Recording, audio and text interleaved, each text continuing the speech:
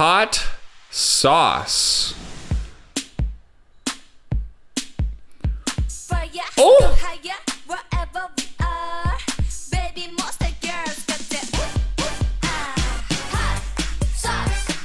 The zooms? The fashion? Wow. First of all, this 3D title, like whoever made this, great job. Flying through the U, doing a little crossfade on the white. Woo! The fashion is so good, bro. I have to highlight this little thief MasterCard shirt. I want it. Not really, but I kind of do. It's really cool. And now check out these zooms here. We're on a really long lens. Right here. That's so dirty, bro. I love a long lens where we're super far out. We get those zooms. Look at the background too. It says, "You're ready." Oh my. I thought this said "you're heavy" at first, which it doesn't even look like that at all, but I got a little scared. I feel like I'm in a Dr. Seuss world. But bro, these zooms are so amazing. For the zooms, you get a really long lens, basically a shot that is shot from really far away. And you just manually do zooms in camera, zooming in and out to the beat, and especially lined up with their dancing that they're doing in this moment, it is so heat. That is bars. I am a poet and I didn't even know it. What is up? My name is Jordan Orm. I'm a professional music video editor for artists like these guys. By the way, y'all, we are so close to 1 million subscribers. We're almost there. We can do it. We can galvanize the troops. We can make it happen where we get to the 1 million mark. Sorry, I don't know why I got so emotional. Let's go. This is a simple example of a clear frame. I've talked about this extensively, but if you're not using clear frames in your filmmaking, you are doing it wrong. What is a clear frame, Jordan? A clear frame is when you cut into a new scene and you don't show a subject or a human being or somebody's eyes generally. How do we go from this main hot sauce scene to the next fridge scene? We show the inside of the fridge, and we do kind of technically have a subject, but we still get a clear frame where the majority of the frame you're just looking into a hot sauce filled fridge with some bananas. And we can't forget about Susie's real mayo, bro. Shout out to Susie. I see you, Susie. We use this as a moment to reveal the main character. This is a Dr. Seuss world, bro. This set is amazing, bro. I love sets that look like this. This reminds me of one of the greatest music videos of all time, Take On Me, where the entire set looks like a drawing. But look at this. Look at this animation transition to a drawing set, bro. This is insane. I should make a whole reaction video on this later. So we're getting that vibe here. And then check out this white transition. If you want a simple transition that is so easy to do, anybody can do it. You don't need VFX, you don't need a big budget. Just have somebody walk in front of the camera in either of the shots. I believe it was the second shot here. And then you just rotoscope them out, mask them out frame by frame as they walk across. You can kind of see the mask. They did a really good job of it. And then you just reveal the next scene. It's so simple.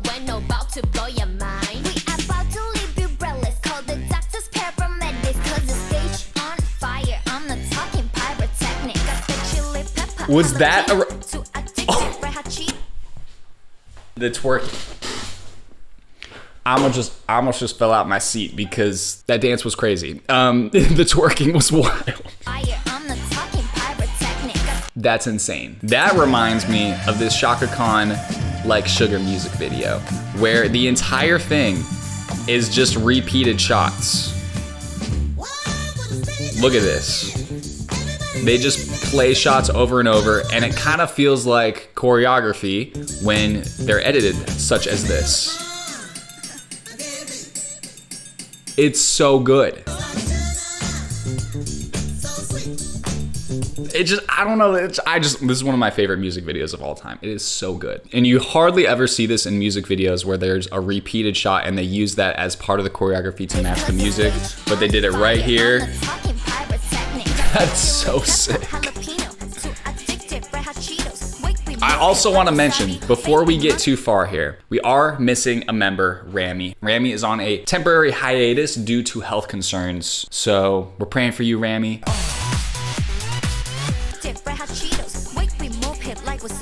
Baby monster, bring the party. Step to the beat, came ready to eat. You know we bring the flavor. I just spit, bro. Say it, don't spray it, Jordan. That's embarrassing. Bro, this freeze frame, look at this. This is movie making magic.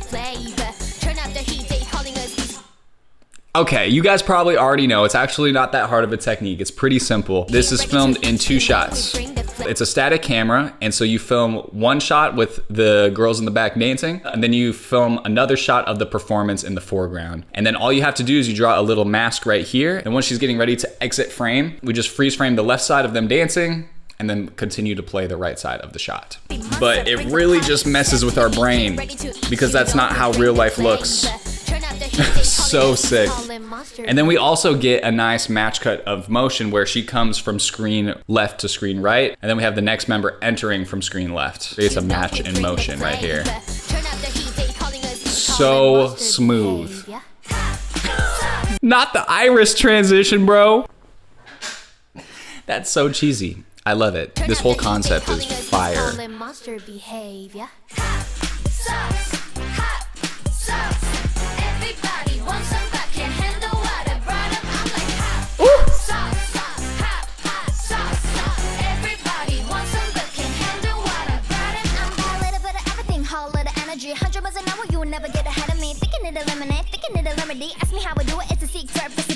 Bro, Baby Monster is so freaking good at rapping. I have been known in the past, Baby Monster's first few comebacks were kind of close to Blackpink. You know, I think they should be a little bit more original, and they're leaning into that, bro. I love this concept. It's so much more fun, so much more original. The song is a bop. The rapping is insane.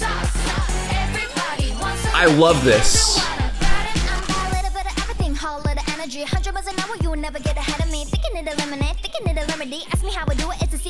Okay, the editing is so simple, but so satisfying here, where, you know, the rapping is insanely fast, but the cutting is just it's just very simple. There's not a lot of shots, but those few cuts are so satisfying, especially with the sequence of shots where the rap starts here, and then we get a nice little whip pan in, and then we have her on the right side, her on the left side, her in the middle. It just scratches my brain in all the right places.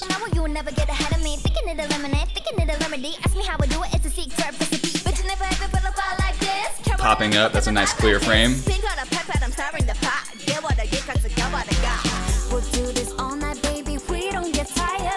I think that might have been one of the best match cuts I've ever seen. That was insane. Look at this transition, guys. There's so many plot twists that happen in this shot, or 2 shots. So she's by herself. Perhaps she's rotoscoped out. It could be how this happened. And then the background shot's a separate shot of them running to the sides, because the likelihood of them fitting perfectly behind her, not super likely. And then they kind of just appear out of nowhere. So maybe she's rotoscoped right here.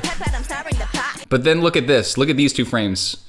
I think that's a match cut right there. I think those are 2 different shots. As she puts her arms up, it motivates the animators to put the background in exactly where it was. But then again, we get that hidden movement where she looks like she's by herself, and then the plot twist of the shot is the members are actually behind her in a line the whole time. I believe she's also rotoscoped here a little bit too. But I don't know, you can kind of see them. There's definitely some rotoscoping to make it look perfect to hide members behind her. And there's 2 shots cut together, but it kind of feels like 1 shot. This is one of the best transitions I've seen.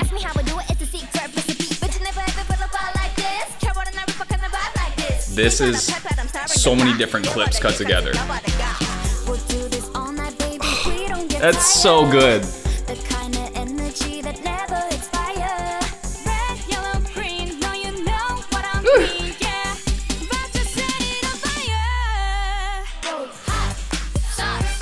Nice, motivated, you know, she's about to take a selfie. What happens with a selfie? Honestly, this really never happens in real life. How often do you actually see people use their flash on a selfie. It doesn't really happen, but it's hard to show that a picture is being taken without showing the screen of the phone. So an easy way for us to get it as the audience is to show a flash, and it's just a motivated transition. Boom, easy flash.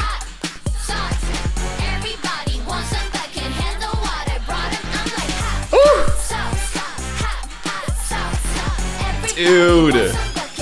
I've done a music video like this where you're on a white cyc, it's called. It's basically just a room that makes it look like you're just in an infinite white abyss. Oftentimes you have to use VFX to clean it up and make it look whiter than it actually is. And when the background's all one color, whether it's white or black, it allows for very seamless transitions, which is very fun when you're editing. So you can do cool shots like this, where you're essentially stitching two shots together. This is one shot on this side, and then we play it, and we have a nice little seam right here that is invisible, masking out the two shots, and then putting them together. And so it looks like it's one shot, and there's multiple of the members, and there's camera movement, which is normally really hard to do, but you can do it when you have a blank background like this.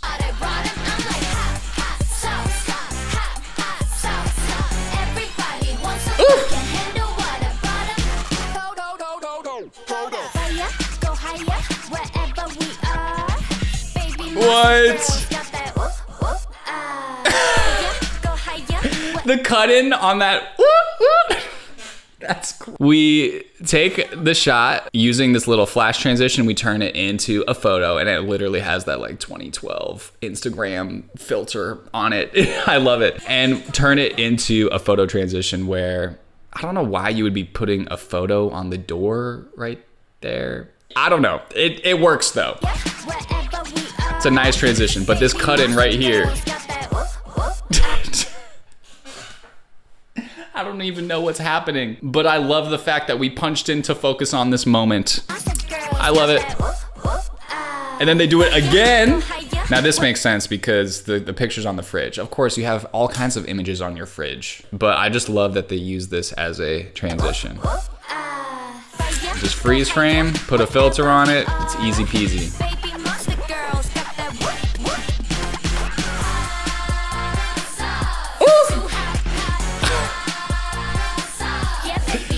They slayed this, bro. This is so sick.